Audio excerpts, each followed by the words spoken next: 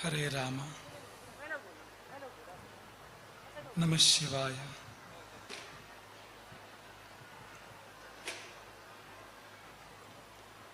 ತಸ್ಯ ದಿಶೆ ಸತತಮಂಜಲಿರೇಷ ನಿತ್ಯಂ ಪ್ರಕ್ಷಿಪ್ಯತೆ ಮುಖರಿತಾಲಯುತ ಪ್ರಸೂನೈಃ ಜಾಗರ್ತಿ ಯತ್ರ ಭಗವಾನ್ ಗುರುಚಕ್ರವರ್ತಿ ಸೃಷ್ಟಿಸ್ಥಿತಿ ಪ್ರಳಯ ನಾಟಕ ನಿತ್ಯ ಸಾಕ್ಷಿ.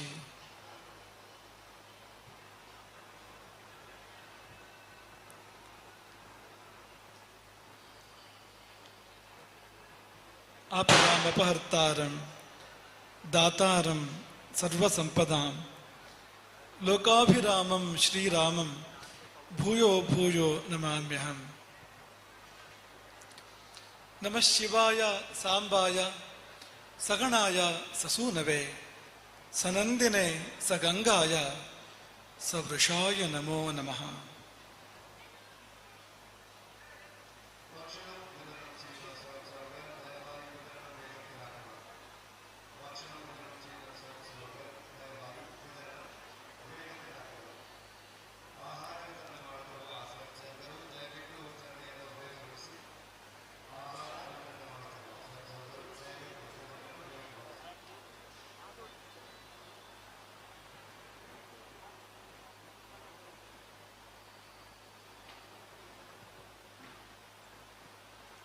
ಶಿವನಿಗೆ ನಮಸ್ಕಾರ.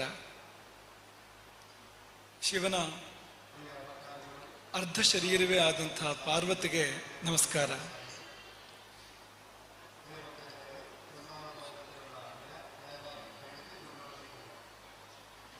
ಶಿವನ ಗಣಗಳಿಗೆ ನಮಸ್ಕಾರ. ಶಿವನ ಸಂತಾನಕ್ಕೆ ಒಬ್ಬ ವಿಘ್ನ ವಿನಾಶಕ, ಇನ್ನೊಬ್ಬ ವಿಜಯಪ್ರದಾಯಕ ಅಂಥ ಶಿವನ ಎರಡು ಸಂತಾನಗಳಿಗೆ ಗಣಪತಿ ಮತ್ತು ಸ್ಕಂದರಿಗೆ ನಮಸ್ಕಾರ. ಶಿವನ ವಾಹನ ನಂದಿಗೆ ನಮಸ್ಕಾರ. ನಂದಿಯೋ ಆನಂದಿಯೋ, ನಮಗೆಲ್ಲ ಆನಂದವನ್ನು ಕೊಡುವಂಥದ್ದು, ಸ್ವತಃ ಧರ್ಮರೂಪವಾಗಿರುವಂಥದ್ದು ಅಂಥ ಶಿವನ ದಿವ್ಯ ವಾಹನಕ್ಕೆ ನಮಸ್ಕಾರ.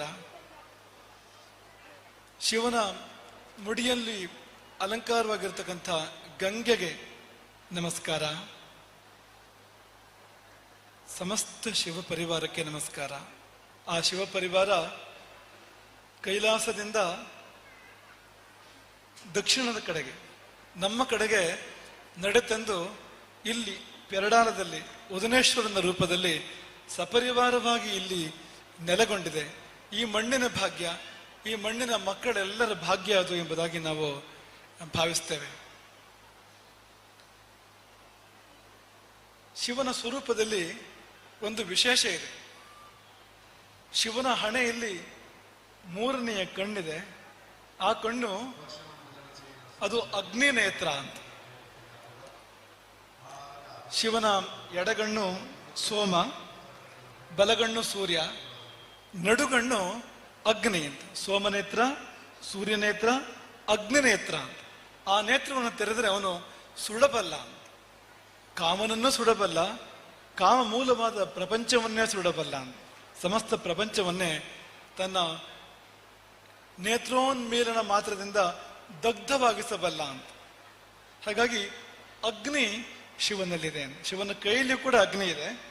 ನಟರಾಜ ಬೇದಿಕೆ ಇತ್ತು. ನಟರಾಜನ ಸ್ವರೂಪದಲ್ಲಿ ಅವನ ಕೈಯಲ್ಲಿ ಅಗ್ನಿ ಇರುತ್ತದೆ, ಅವನ ಹಣೆಯಲ್ಲಿ ಅಗ್ನಿ ಇದೆ. ಇನ್ನು ಶಿವನ ತಲೆಯಲ್ಲಿ ಗಂಗೆ ಇದ್ದಾಳೆ, ನೀರಿದೆ, ಎರಡೂ ಇದೆ. ಸತತವಾಗಿ ಹರಿದು ಭೂಮಿಯ ಕಡೆ ಬರತಕ್ಕಂಥ ಜಲಪ್ರವಾಹ, ಗಂಗಾ ಪ್ರವಾಹ ಅದು ಕೂಡ ಇದೆ. ಅನ್ಯ ದೇವತೆಗಳಲ್ಲಿ ಇದು ದುರ್ಲಭ. ಬೆಂಕಿ ಇದ್ದಲ್ಲಿ ನೀರಿಲ್ಲ, ನೀರಿದ್ದಲ್ಲಿ ಬೆಂಕಿ ಇಲ್ಲ. ಅಗ್ನಿದೇವರಿದ್ದಾನೆ, ಅಲ್ಲಿ ನೀರಿನ ಸುಳಿವೆ ಇಲ್ಲ, ಬೆಂಕಿ ಎಷ್ಟು ಬೇಕಾದ್ರೂ ಇದೆ. ವರುಣ ಇದ್ದಾನೆ, ಅಲ್ಲಿ ನೀರು ಬೇಕಾದಷ್ಟಿದೆ, ಆದ್ರೆ ಅಗ್ನಿ ಇಲ್ಲ. ನೀವು ವೈಕುಂಠಕ್ಕೆ ಹೋದ್ರೆ ಅಮೃತದ ಸಮುದ್ರ ಇದೆ. ಅದರ ಮಧ್ಯೆ ಶಿವನ್ ನಾರಾಯಣ ಪೌಡಿಸಿದ್ದಾನೆ ಶೇಷಶಾಹಿಯಾಗಿ. ನೀರಿನಲ್ಲಿ ಕೂಡ ಅತ್ಯಂತ ತಂಪು, ಅಮೃತ ಅಂದ್ರೆ ಮತ್ತಷ್ಟು ತಂಪಾಗಿರುವಂಥದ್ದು ಅದಿದೆ, ಅಗ್ನಿ ಇಲ್ಲ. ಆದರೆ ಹೀಗೆ ಯಾವ ದೇವರಲ್ಲಿ ನೋಡಿದ್ರು ಕೂಡ ಇದಿದ್ರೆ ಅದಿಲ್ಲ, ಅದಿದ್ರೆ ಇದಿಲ್ಲ. ಎರಡೂ ಇರುವ ದೇವರು ಶಿವ ಅಂತ.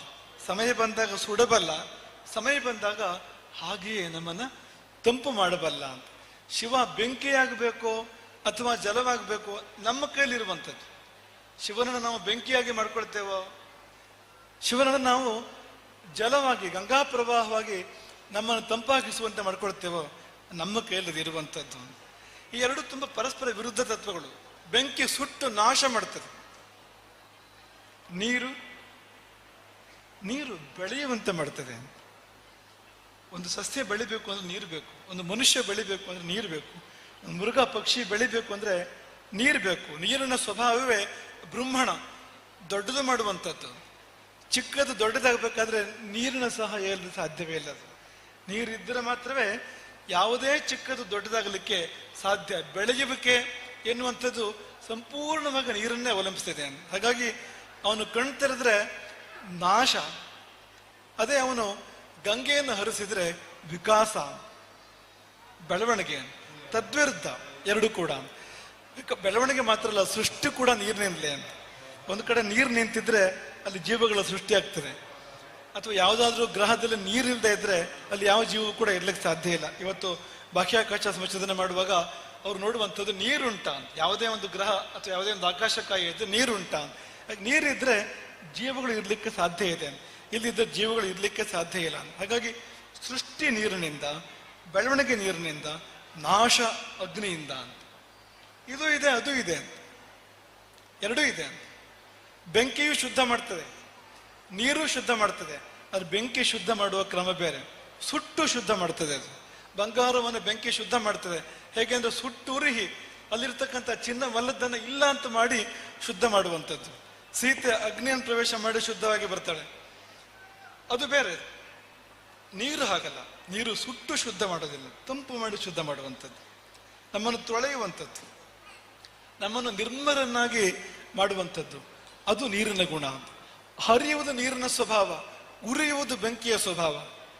ನೀರಿನ ಗತಿ ಸದಾ ಕೆಳಮುಖ, ಹರಿದು ಕೆಳಗಡೆ ಹೋಗ್ತದೆ, ನೀರು ಮೇಲ್ಗಡೆ ಹೋಗೋದಿಲ್ಲ. ಆದರೆ ಬೆಂಕಿ ಯಾವಾಗಲೂ ಊರ್ಧ್ವಮುಖ, ಅದು ಅಧೋಮುಖ ಅಲ್ಲ.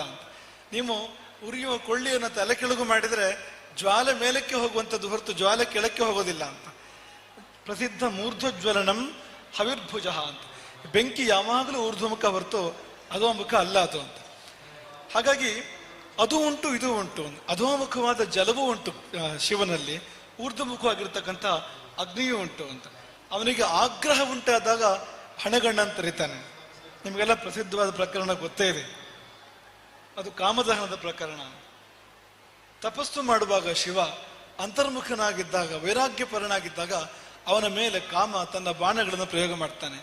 ಅರವಿಂದಂ ಅಶೋಕಂಚ ಚ್ಯೂತಂಚ ನವಮಲ್ಲಿಕ ನೀಲೋತ್ಪಲಂಚ ಅಂತ ಪಂಚ ಬಾಣಗಳು ಮನ್ಮಥನ ಬಾಣಗಳು ಅಂತ. ಒಂದೊಂದೇ ಬಾಣಗಳನ್ನು ಪ್ರಯೋಗ ಮಾಡ್ತಾನೆ. ಅರವಿಂದವನ್ನು ಪ್ರಯೋಗ ಮಾಡಿದರೆ ಶಿವ ವಿಚಲಿತನಾಗಲಿಲ್ಲ, ಅಶೋಕವನ್ನು ಪ್ರಯೋಗ ಮಾಡಿದರೆ ವಿಚಲಿತನಾಗಲಿಲ್ಲ, ಚ್ಯೂತ ಮಾವಿನ ಹೂವು ಶಿವ ವಿಚಲಿತನಾಗಲಿಲ್ಲ, ಮಲ್ಲಿಗೆ ಹೊಸ ಮಲ್ಲಿಗೆ ನವಮಲ್ಲಿಕ ಶಿವ ಅಲುಗಾಡಲಿಲ್ಲ. ಕೊಟ್ಟ ಕೊನೆಯ ಅಸ್ತ್ರ ಕಾಮನ ಮಟ್ಟಿಗೆ ಬ್ರಹ್ಮಾಸ್ತ್ರ ನೀಲೋತ್ಪಲ ಅದನ್ನು ಪ್ರಯೋಗ ಮಾಡಿದಾಗ ಆಗಲೂ ಕೂಡ ಶಿವ ದೊಡ್ಡ ವಿಚಲಿತ ಆಗಲಿಲ್ಲವಂತೆ. ಕೊಂಚ ಚಂದ್ರೋದಯಾರಂಭ ಇವಾಂಬು ರಾಶಿ, ಚಂದ್ರೋದಯ ಆದಾಗ ಸಮುದ್ರ ಒಂದು ಕೊಂಚ ಉಕ್ಕೇರುವಂತೆ ಸ್ವಲ್ಪ ಆಚೀಚೆ ಆಯಿತು ಅವನ ಗಮನ, ದೃಷ್ಟಿ ಪಾರ್ವತಿಯ ಕಡೆ ಹರಿಯಿತು. ಅಷ್ಟು ಮಾತ್ರ ಮಾಡಲಿಕ್ಕೆ ಸಾಧ್ಯ ಆಗಿತ್ತು ಅಂತ. ಪಾರ್ವತಿ ಕಡೆಗೆ ತಂಪಿನ ದೃಷ್ಟಿ ಹರಿದಿದ್ದು, ಆದರೆ ಮುಂದಿನ ಕ್ಷಣದಲ್ಲಿ ಕಾಮನ ಕಡೆಗೆ ಹರಿದಿದ್ದು ಅಗ್ನಿನೇತ್ರ, ಸುಡುವ ದೃಷ್ಟಿಯನ್ನು. ಸುಟ್ಟು ಉರೇ ಬಿಡ್ತಾನೆ ಕಾಮನನ್ನು ಶಿವ. ಅಂದ್ರೆ ಶಿವನಿಗೆ ಕೋಪ ಬಂದಾಗ ತೆರೆಯುವಂಥದ್ದು ಹಳೆಗಣ್ಣು, ಪ್ರಯೋಗ ಮಾಡುವಂಥದ್ದು ಅಗ್ನಿಯನ್ನು ಅಂತ. ಶಿವನಿಗೆ ಸಮಾಧಾನ ಮಾಡಿದ್ರೆ ಹರಿಸುವುದು ಗಂಗೆಯನ್ನು. ನಮ್ಮನ್ನು ತಂಪು ಮಾಡ್ತಾನೆ, ತೊಳಿತಾನೆ, ಶುದ್ಧ ಮಾಡ್ತಾನೆ, ನಮ್ಮ ಬದುಕನ್ನು ಹಸಿರು ಮಾಡ್ತಾನೆ. ಆಶೀರ್ವಾದ ಮಾಡುವಾಗ ನೀರು ಮುಂದಕ್ಕೆ ಬರುವಂಥದ್ದು, ಅವನು ನಿಗ್ರಹ ಮಾಡುವಾಗ ಅಗ್ನಿ ಮುಂದಕ್ಕೆ ಬರುವಂಥದ್ದು. ಭಗೀರಥ ತಪಸ್ಸು ಮಾಡಿದಾಗ ಭಗೀರಥನ ಮೇಲೆ ಕೃಪೆ ತೋರಿ ಅವನು ಹರಿಸಿದ್ದು ಗಂಗೆಯನ್ನು. ಹಾಗಾಗಿ ಅವನ ಕಾರುಣ್ಯದ ಪ್ರತೀಕ ಅದು. ಇಷ್ಟೆಲ್ಲ ಯಾಕೆ ನೆನಪು ಮಾಡ್ಕೊಂಡು ಅಂದ್ರೆ ಶಿವನ ಈ ಉಭಯ ಸ್ವರೂಪಗಳು, ಒಂದು ಅಗ್ನಿ ಸ್ವರೂಪ, ಅದು ಕೋಪ ಬಂದಾಗ ಪ್ರಪಂಚ ನಾಶಕ್ಕೆ ಅವನು ಮುಂದಾಗುವಾಗ ಪ್ರಯೋಗ ಮಾಡುವಂಥದ್ದು. ಇನ್ನೊಂದು ಜಲಸ್ವರೂಪ, ಆ ಜಲಸ್ವರೂಪ ನಮ್ಮನ್ನು ತಂಪು ಮಾಡಲಿಕ್ಕೆ ಇರುವಂಥದ್ದು, ನಮ್ಮನ್ನು ಬೆಳೆಸಲಿಕ್ಕೆ ಅದು ಇರುವಂಥದ್ದು, ನಮ್ಮನ್ನು ಶುದ್ಧರನ್ನಾಗಿ ಮಾಡಲಿಕ್ಕೆ ಅದಿರುವಂಥದ್ದು, ಅದು ಜಲಸ್ವರೂಪ ಅಂತ. ಅದೇ ಉದನೇಶ್ವರನ ಸ್ವರೂಪ ಅಂತ. ಆ ಕಾರಣಕ್ಕೋಸ್ಕರವಾಗಿ ಇಷ್ಟು ಮಾತನ್ನು ನಾವು ಹೇಳಿದ್ವು ಅಂತ. ಈ ಉದನೇಶ್ವರ ಎನ್ನುವಾಗ ಉದ ಶಬ್ದ ಇದೆಯಲ್ಲ, ನೀರು ಅಂತ ಅರ್ಥ. ಅದಕ್ಕೆ ಉದಕ ಅಂತ ಹೇಳ್ತೇವೆ. ಕಾ ಸೇರಿಸ್ಬೋದು, ಬಿಡ್ಬೋದು, ಎರಡಕ್ಕೂ ಅವಕಾಶ ಇದೆ. ಉದಪಾನ ಅಂತ ಹೇಳ್ತಾರೆ, ಅಲ್ಲಿ ಕಾ ಇಲ್ಲ. ಏನು ಉದಕ ಅಂತ ಹೇಳ್ಬೋದು ನೀವು, ಉದ ಅಂತ ಕೂಡ ಹೇಳ್ಬೋದು. ಈ ಕೆಲವು ಭಾಷೆಯಲ್ಲಿ ಉದ ಅಂತಲೇ ಪ್ರಯೋಗ ಇದೆ. ಉದಾಹರಣೆ ಕೊಂಕಣಿಯಲ್ಲಿ ಉದ ಅಂತ ಪ್ರಯೋಗ ಮಾಡ್ತಾರೆ, ಸಂಸ್ಕೃತದಿಂದ ಬಂದಿರುವಂಥದ್ದು. ಕೊಂಕಣಿ ಭಾಷೆಯಲ್ಲಿ ತುಂಬ ಸಂಸ್ಕೃತ ಇದೆ, ಕನ್ನಡದಲ್ಲಿಯೂ ಇದೆ, ಮಲಯಾಳದಲ್ಲಿ ತುಂಬ ಸಂಸ್ಕೃತ ಇದೆ. ಅವರು ಅಸ ಅಂತ ಹೇಳ್ತಾರೆ ಕೊಂಕಣಿಗರು. ಅಸ ಅನ್ನೋದು ಅಸಭುವಿ ಅನ್ನೋ ಧಾತು ಸಂಸ್ಕೃತದಲ್ಲಿ ನೇರ ಹಾಗೆ ಬಂದಿರುವಂಥದ್ದು, ಒಂಚೂರು ವ್ಯತ್ಯಾಸ ಇಲ್ಲದೆ. ಹಾಗೆ ಉದ ಅಂತ ಅವರು ಪ್ರಯೋಗ ಮಾಡ್ತಾರೆ. ಉದ ಅಂದ್ರೆ ನೀರು ಅಂತಲೇ ಅರ್ಥ. ಇಲ್ಲಿರುವಂಥದ್ದು ಶಿವನ ಆ ಆಶೀರ್ವಾದದ ರೂಪ, ಅನುಗ್ರಹದ ರೂಪ. ಅದು ಯಾಕಿದೆ ಅಂದ್ರೆ ನಮ್ಮೆಲ್ಲರನ್ನ ತೊಳೆದು ಶುದ್ಧ ಮಾಡಲಿಕ್ಕೆ ಇದೆ, ನಮ್ಮೆಲ್ಲರನ್ನು ತಂಪು ಮಾಡಲಿಕ್ಕೆ ಇದೆ, ನಮ್ಮೆಲ್ಲರನ್ನು ಕೂಡ ಬೆಳೆಸಲಿಕ್ಕೆ ಇದೆ. ಅಂತಹ ಶಿವನ ಶುದ್ಧ ಅನುಗ್ರಹದ ರೂಪವೇ ಪೆರಡಾಲದ ಉದನೇಶ್ವರ. ಶಿವಾಲಯಗಳು ಈ ಪ್ರಪಂಚದಲ್ಲಿ ಬೇಕಾದಷ್ಟಿದೆ. ಭಾರತ ವರ್ಷದಲ್ಲಿ ಕೂಡ ಶಿವಾಲಯಕ್ಕೆ ಕಡಿಮೆ ಇಲ್ಲ, ತುಂಬಾ ಶಿವಾಲಯಗಳಿದ್ದಾವೆ ಭಾರತದಲ್ಲಿ ಅಂತ. ಆದರೆ ಯಾವುದೇ ಶಿವನ ಸನ್ನಿಧಿಗೆ ಈ ಹೆಸರು ನೇರವಾಗಿ ಈ ರೀತಿಯ ಹೆಸರಿರ್ತಕ್ಕಂಥದ್ದು ಇಲ್ಲ ಅಂತ. ನೀರು ಎನ್ನುವ ಅರ್ಥವನ್ನ ನೇರವಾಗಿ ಕೊಡುವಂಥದ್ದು, ಅಂಥದ್ದು ನಿಮಗೆ ತುಂಬಾ ಅಪರೂಪ ಸಿಗುವಂಥದ್ದು. ಅದು ಇಲ್ಲಿ ಉದನೇಶ್ವರನ ರೂಪದಲ್ಲಿ ಇಲ್ಲಿದೆ. ಅದು ಭಾಗ್ಯ ಎಂಬುದಾಗಿ ನಾವು ಭಾವಿಸ್ತೇವೆ. ಈ ಭಕ್ತವರ್ಗದ ಭಕ್ತ ಕೋಟಿಯ ತುಂಬಾ ಭಾಗ್ಯ ಎಂಬುದಾಗಿ ನಾವು ಭಾವಿಸ್ತೇವೆ. ಇರುವಂಥದ್ದು ಏನಂದ್ರೆ ಶಿವ ಇಲ್ಲಿ ನೀರಾಗಿ ಗಂಗೆಯಾಗಿ ಹರಿತಾನೆ, ನಾವು ಹೋಗಿ ಮೀಯ್ತೇವಾ, ನಾವು ಅದನ್ನು ಪಡ್ಕೊಳ್ತೇವಾ ಎನ್ನುವಂಥದ್ದೇ ಇರುವಂಥದ್ದು. ಈಗ ನೋಡಿ, ಹತ್ತಿರ ಇರುವವರು ದೇವಸ್ಥಾನಕ್ಕೆ ಹೋಗೋದಿಲ್ಲ, ಊರಿನಲ್ಲಿ ಇರುವವರು ದೇವಸ್ಥಾನಕ್ಕೆ ಹೋಗೋದಿಲ್ಲ. ತುಂಬಾ ಜನ ಊರು ಬಿಟ್ಟು ಹೋಗಿ ಆಯ್ತು. ಬಹಳಷ್ಟು ಮಂದಿ ಊರು ಬಿಟ್ಟು ಪರ ಊರಿಗೆ, ದೂರದ ಊರುಗಳಿಗೆ, ಪರದೇಶಕ್ಕೆಲ್ಲ ಹೋಗಿ ಆಯ್ತು. ಹಾಗಾದ್ರೆ ಉದನೇಶ್ವರ ಯಾರಿಗೋಸ್ಕರ ಇರುವಂಥದ್ದು? ಈ ಆಶೀರ್ವಾದ ಪಡ್ಕೊಳ್ಬೇಕಾದವ್ರು ಯಾರು ಅಂದ್ರೆ ನಮಗೆ ತುಂಬಾ ಸಂತೋಷ ಆಗುವಂಥದ್ದು ಏನಂದ್ರೆ, ಈ ಉದನೇಶ್ವರನ ಪುನಃ ಪ್ರತಿಷ್ಠಾ ಅಷ್ಟಬಂಧ ಬ್ರಹ್ಮಕಲಶೋತ್ಸವದ ಸಂದರ್ಭ ಇದೆಯಲ್ಲ, ಇದು ನಮಗೆ ಯಾವುದರ ಅರಿವನ್ನು ಮಾಡಿಕೊಡ್ತಾ ಇದೆ ಅಂದ್ರೆ, ಉದನೇಶ್ವರನ ಭಕ್ತರು ಎಲ್ಲಿಯೂ ಹೋಗಿಲ್ಲ, ಅವರು ಉದನೇಶ್ವರನ ಬಿಟ್ಟು ದೂರ ಹೋಗಿಲ್ಲ, ಅವರು ಉದನೇಶ್ವರನ ಒಟ್ಟಿಗೆ ಇದ್ದಾರೆ. ಇಲ್ಲದಿದ್ರೆ ಇಂತಹದ್ದೊಂದು ಅದ್ಭುತವಾಗಿರ್ತಕ್ಕಂಥ ಒಂದು ಪುನರ್ ನಿರ್ಮಾಣ, ನವೀಕರಣ ಮತ್ತು ಅದ್ಭುತವಾಗಿರ್ತಕ್ಕಂಥ ಬ್ರಹ್ಮಕಲಶದ ಕಾರ್ಯಕ್ರಮ ಆಗಲಿಕ್ಕೆ ಸಾಧ್ಯ ಉಂಟಾ? ತುಂಬಾ ಚಂದದ ದೇವಸ್ಥಾನ ಅದು. ಮೊದಲಿದ್ದಾಗ ಈಗಿಲ್ಲ. ಮೊದಲು ಏನೇನು ಸ್ವಲ್ಪ ಲೋಪದೋಷಗಳು ಅಂತಿತ್ತೋ ಅದು ಯಾವುದೂ ಇಲ್ಲ. ಈಗ ಸ್ವಲ್ಪ ಕೊರತೆಗಳು ಅಂತ ಏನಿತ್ತೋ ಅಂಥದ್ದೆಲ್ಲ ಯಾವುದೂ ಇಲ್ಲ. ದೇವಸ್ಥಾನ ಹೇಗಿರಬೇಕು ಹಾಗಿದೆ ಈಗ ಮಾಡಿರ್ತಕ್ಕಂಥ ದೇವಸ್ಥಾನ. ಈಗ ಇರ್ತಕ್ಕಂಥ ದೇವಸ್ಥಾನ ಇರಬೇಕಾದಂತ ಇದೆ. ದೇವಸ್ಥಾನ ಹೇಗಿರ್ಬೇಕು ಹಾಗಿದೆ. ಹಾಗೆ ಈ ಬ್ರಹ್ಮಕಲಶದ ಕಾರ್ಯಕ್ರಮ ಕೂಡ ಅದು ಹೇಗಾಗಬೇಕೋ ಹಾಗೆ ಆಗ್ತಾ ಇದೆ. ನಾವು ಅನೇಕರನ್ನು ಕೇಳಿದ್ವು, ಹೇಗಾಗ್ತಾ ಇದೆ ಕಾರ್ಯಕ್ರಮ. ಇಲ್ಲಿ ಬರುವ ಮೊದಲು ಕೂಡ ಕೇಳಿದ್ವು, ಬ್ರಹ್ಮಕಲಶೋತ್ಸವ ಕಾರ್ಯಕ್ರಮ ಹೇಗಾಗ್ತಾ ಇದೆ. ಎಲ್ಲರ ಬಾಯಲ್ಲಿ ಒಂದೇ ಉತ್ತರ, ಅದು ವಾಕ್ಯ ಅಲ್ಲ, ಶಬ್ದ ಅಂತ. ಅದ್ಭುತ, ಅದ್ಭುತ, ಅದ್ಭುತ ಎನ್ನುವ ಶಬ್ದವನ್ನೇ ನಾವೆಲ್ಲರ ಬಾಯಿಯಿಂದ ಕೇಳ್ತಾ ಇದ್ದೇವೆ. ಹಾಗಾಗಿ ತುಂಬಾ ಸಮಾಧಾನ ಆಗುವಂಥದ್ದು ಏನಂದ್ರೆ, ಈ ಊರು ಅಥವಾ ಈ ಮಾಗಣೆ, 4 ಗ್ರಾಮಗಳು ಸೇರಿರ್ತಕ್ಕಂಥ ಮಾಗಣೆಯ ದೇವಸ್ಥಾನ ಇದು. ಈ ಮಾಗಣೆ ಉದನೇಶ್ವರನನ್ನು ಬಿಟ್ಟುಕೊಳ್ಳಲಿಲ್ಲ, ಉದನೇಶ್ವರನ ಬಿಟ್ಟು ದೂರ ಹೋಗಲಿಲ್ಲ. ನಾವೆಲ್ಲ ಉದನೇಶ್ವರನ ಮಕ್ಕಳು, ಉದನೇಶ್ವರನ ಪರಿವಾರ, ಗಣಗಳು ಎನ್ನುವಂತೆ ಎಲ್ಲರೂ ಬಂದು ಇಲ್ಲಿ ಸೇವೆ ಮಾಡಿ ಇಂತಹದ್ದೊಂದು ಅತ್ಯದ್ಭುತವಾದ ನಭೂತೋ ಎನ್ನುವಂತ ಎಷ್ಟೋ ಬ್ರಹ್ಮಕಲಶಗಳು ಇದಕ್ಕಿಂತ ಮೊದಲು ಆಗಿರ್ಬೋದು ಉದನೇಶ್ವರನದ್ದು, ಆದರೆ ಯಾವಾಗಲೂ ಹೀಗೆ ಆಗಿರ್ಲಿಕ್ಕಿಲ್ಲ. ಅಷ್ಟು ಅದ್ಭುತವಾಗಿರ್ತಕ್ಕಂಥ ಬ್ರಹ್ಮಕಲಶ ಕಾರ್ಯಕ್ರಮ ಇಲ್ಲಿ ನಡೆಯುವುದು ನಮಗೊಂದೇ ಅರ್ಥ ಕೊಡುವಂಥದ್ದು. ಇಲ್ಲ, ಭಕ್ತರು ಬಿಟ್ಟು ದೂರ ಹೋಗಿಲ್ಲ, ಒಟ್ಟಿಗೆ ಇದ್ದಾರೆ, ಉದನೇಶ್ವರನ ಒಟ್ಟಿಗೆ ಇದ್ದಾರೆ. ಹಾಗೆಯೇ ಇಲ್ಲಿಯ ಭಕ್ತರು ಮಾತ್ರ ಅಲ್ಲ, ಇಲ್ಲಿಂದ ಬಿಟ್ಟು ಯಾರು ದೂರ ಹೋಗಿದಾರೋ ಅವರದ್ದು ದೊಡ್ಡ ಸೇವೆ ಉಂಟು ಅಂತ ಕೇಳಿದ್ವು ನಾವು. ಇಲ್ಲಿ ಯಾರು ಪೆರಡಾಲವನ್ನು ಬಿಟ್ಟು ಅಥವಾ ಈ ಪರಿಸರವನ್ನ ಬಿಟ್ಟು ಬಹಳ ದೂರ ಜೀವನಕ್ಕೋಸ್ಕರವಾಗಿ, ಇವತ್ತು ಕಾಲ ಹಾಗೆ ಬಂದಿದೆ, ಉದ್ಯೋಗ ಎಲ್ಲೆಲ್ಲಿಯೂ ಇರ್ತದೆ. ಹಿಂದಿನ ಕಾಲದಲ್ಲಿ ಹಾಗೆ ಇರಲಿಲ್ಲ. ಆದರೆ ಇವತ್ತು ಉದ್ಯೋಗವನ್ನು ಅರಸಿ ಜನ ದೂರ ದೂರ ಸಮುದ್ರದ ಆಚೆಗೆ ಕೂಡ ಹೋಗ್ತಾರೆ. ಆದರೆ ಉದನೇಶ್ವರನ ಭಕ್ತರು, ಈ ಊರಿನವರು ಯಾರ್ಯಾರು ದೂರ ಹೋಗಿದ್ದಾರೋ ಅವರೆಲ್ಲರೂ, ಅವ್ರು ಯಾರು ಉದನೇಶ್ವರನನ್ನ ಊರನ್ನ ಮರೆತಿಲ್ಲ. ಅವರೆಲ್ಲ ದೊಡ್ಡ ದೊಡ್ಡ ಸೇವೆಗಳನ್ನ ಈ ಕಾರ್ಯಕ್ರಮಕ್ಕೋಸ್ಕರವಾಗಿ ಮಾಡಿದ್ದಾರೆ ಎಂಬುದಾಗಿ ನಾವು ಕೇಳಿದ್ವು.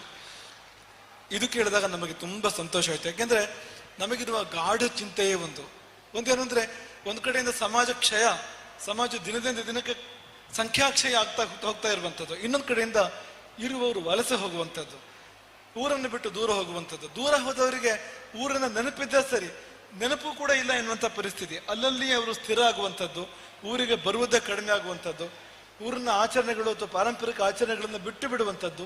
ನಿಧಾನಕ್ಕೆ ನಮ್ಮವರು ಅಲ್ಲದೆ ಹೋಗುವುದು, ನಮ್ಮವರು ಪರಕೀಯರಾಗುವುದು. ಭಾರತದ ಹಳೆ ಸಮಸ್ಯೆ ಯಾವುದು? ಪರಕೀಯರು ಭಾರತಕ್ಕೆ ಬಂದಿದ್ದು ಭಾರತದ ಹಳೆ ಸಮಸ್ಯೆ. ಭಾರತಕ್ಕೆ ಮೊಘಲರು ಬಂದರು, ಬ್ರಿಟಿಷರು ಬಂದರು, ಡಚ್ಚರು ಬಂದರು, ಹೂಣರು ಬಂದರು, ಪೋರ್ಚುಗೀಸರು ಬಂದರು. ಇದು ಭಾರತದ ಹಳೆ ಸಮಸ್ಯೆ. ಹೊಸ ಸಮಸ್ಯೆ ಯಾವುದು? ನಮ್ಮವರೇ ಪರಕೀಯರಾಗುವಂಥದ್ದು, ನಮ್ಮವರು ದೇಶ ಬಿಟ್ಟು ಬೇರೆ ದೇಶಕ್ಕೆ ಹೋಗುವಂಥದ್ದು, ನಮ್ಮವರಾಗಿ ಉಳಿದೇ ಇರುವಂಥದ್ದು. ನಮ್ಮ ಊರಿನಲ್ಲೇ, ನಮ್ಮ ದೇಶದಲ್ಲಿ ಇದ್ರು ಕೂಡ ನಮ್ಮ ತನ ಇಲ್ಲ. ಈ ದೇವರು ಹುಟ್ಟಿದ ನಾಡಿದೆಯಲ್ಲ, ದೇವರ ನಾಡು ಕೇರಳ, ಇದನ್ನು ನೋಡುವಾಗ ಬಹಳಷ್ಟು ಮಂದಿ ನಮ್ಮವರಾಗಿ ಇಲ್ಲದೆ ಇದ್ದಿದ್ರಿಂದಲೇ ಕೇರಳಕ್ಕೆ ಇಂಥ ಒಂದು ದುಸ್ಥಿತಿ, ಇಂಥದ್ದೊಂದು ಕಷ್ಟದ ಸ್ಥಿತಿ ಇವತ್ತಿದೆ. ಇಲ್ಲದಿದ್ರೆ ಇಷ್ಟು ದೊಡ್ಡ ಒಂದು ಪಾರಂಪರಿಕ ಶ್ರೀಮಂತಿಕೆ ಇರತಕ್ಕಂಥ ಒಂದು ನಾಡು ಇದು. ನೀವು ತಂತ್ರ ತೆಗೆದುಕೊಳ್ಳಿ, ವಾಸ್ತು ತೆಗೆದುಕೊಳ್ಳಿ, ಜ್ಯೋತಿಷ್ಯ ತೆಗೆದುಕೊಳ್ಳಿ, ಇದಕ್ಕೆ ಸಮಾನ ಬೇರೆ ಯಾವುದೂ ಇಲ್ಲ. ಆದರೆ ಈ ನಾಡಿನ ಸ್ಥಿತಿಯನ್ನು ಗಮನಿಸಿದ್ರೆ, ಇಲ್ಲಿಯ ಧಾರ್ಮಿಕತೆಯ ಸ್ಥಿತಿಯನ್ನು ಗಮನಿಸಿದ್ರೆ ಕಣ್ಣಿನಲ್ಲಿ ನೀರು ಬರುವಂತೆ ಆಗ್ತದೆ ಅಂತ. ಹಾಗಾಗಿ ಇವತ್ತಿನ ಸಮಸ್ಯೆ ನಮ್ಮವರಾಗಿ ಉಳಿಯದೆ ಪರಕೀಯರಾಗುವಂಥದ್ದು, ಪರದೇಶವನ್ನು ಆಶ್ರಯಿಸುವಂಥದ್ದು. ಆದರೆ ಉದನೇಶ್ವರ ನಮಗೆ ಕೊಡುವ ಧೈರ್ಯ ಏನು ಅಂದ್ರೆ, ಸಂತೋಷ ಏನು ಅಂದ್ರೆ, ಎಲ್ಲವೂ ಕಳೆದು ಹೋಗಿಲ್ಲ. ಕೊನೆ ಪಕ್ಷ ಈ ಊರಿನವರು ದೂರ ಇದ್ರು, ಹೊರಗೆ ಇದ್ರು ಕೂಡ ಊರಿನ ನೆನಪನ್ನು ಇಟ್ಕೊಂಡಿದ್ದಾರೆ. ಮಾತ್ರ ಅಲ್ಲ, ಊರು ನಮ್ಮದು, ನಮಗೆ ಕರ್ತವ್ಯ ಇದೆ, ನಾವಿದಕ್ಕೆ ತ್ಯಾಗ ಮಾಡಬೇಕು, ಸೇವೆ ಮಾಡಬೇಕು ಎನ್ನುವ ಭಾವನೆ ಅವರಿಗಿದೆ ಅಂತ.